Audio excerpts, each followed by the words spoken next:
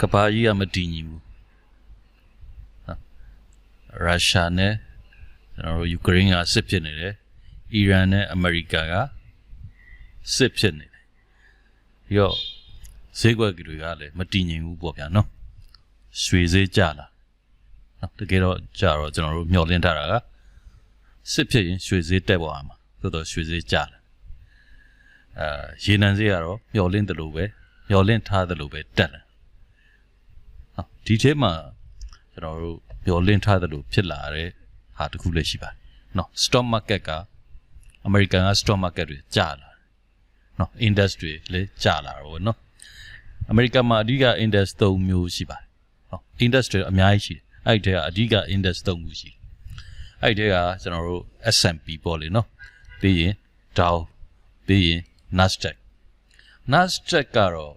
volatility တော့ရှိတယ်အဲ့လောက်ထိဆင်းမလာဘူး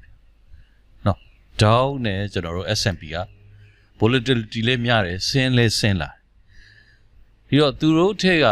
trading လုပ်ဖို့ကောင်းတဲ့ဟာနှစ်ခုကကျွန်တော်အနေနဲ့ပြောရင်အဲ့ဒီ S&P ရဲ့ Dow ရဲ့ပေါ့လေနော်အောက်ကိုကျလာတယ်ဒီတော့ contest ပေါ့လေနော် trading လုပ်ဖို့ contest ကဘယ်လိုရှိလဲဆိုတော့ဒါက weekly charts ပါနော် S&P weekly charts ကျွန်တော်တို့ဒါက Dow weekly chart ပေါ့လေ daily chart ကိုတစ်ချက်ဆင်ကြည့်အောင်နော် S&P daily chart S&P daily chart မှာကျွန်တော်တို့ဒီနေ့ကိုမစင်းလာခင်ဒီဖက် value ကခြံထားခဲ့တယ်နော်အခုဖြစ်နေတဲ့ price နဲ့ daily နည်းနည်းဝေးတယ်ပေါ့လေနော်ဆက်ချင်းကြီးဒီ daily ချဲကိုဖက် value ကထဲဝင်ပြီးမှဆင်းမလားဒီတန်းခုလက်ကပဲဆင်းသွားမလားဆိုတဲ့ဟာမျိုးရှိတယ်Dow မှာကြတော့တစ်မျိုးပေါ့နော်ဒါ weekly chart daily chart သွားကြည့်လိုက်ရင်ဒီနေရာမှာသူရှန်ထားခဲ့တဲ့ဖက် value ကနဲ့အခုလက်ရှိဖြစ်နေတဲ့ price နဲ့တိတ်မဝေးနော်အဲ့တော့ကျွန်တော်တို့ဘာတစ်ခုပြောနိုင်လဲဆိုတော့သူကအောက်ကိုဆက်ဆင်းမယ်ဆိုရင် fair value gap ထဲကိုဝင်လာပြီးမှဆင်းနိုင်ဖို့အလားလာပိုများတယ်Dowကနော်ဒီတော့ target တွေကဘယ်လိုရှိလဲကျွန်တော်ရဲ့တွက်ဆချက်ပေါ့လေနော်ကျွန်တော်တို့ရဲ့ICT နည်းစနစ်နဲ့တွက်ဆရင်ဒီနေရာတွေက low resistance လို့ပြောလို့ရပါတယ်နော်ဒီအရန်ကြီး strong resistance နဲ့မရှိဘူးဆိုတော့တောက်လျှောက်ကြီး detail လောက်ထိကျွန်တော်တို့ရောက်လာနိုင်တယ်ဆိုတော့အဝေးကြီးကိုဆင်းလာနိုင်တယ်သို့တော့တခုတတိထားမှာကဒီမှာအပတ်စဉ်ပေါ့လေနော်ဒီကျွန်တော်တို့ရဲ့ share တို့ရဲ့ share ကြီးဖြစ်နေတာက volatility များတယ်ဆိုတဲ့အဓိပ္ပာယ်ပါဒီတော့အခွင့်အလမ်းကောင်းကောင်းကိုရှာပြီးမှပဲ trade ကိုဝင်ဖို့လုပ်ပါတယ်နော်ဒီတိုင်းကြီးဝင်ရှာလိုက်ရင်တော့ကျွန်တော်တို့draw down တွေအရန်များပါလိမ့်မယ်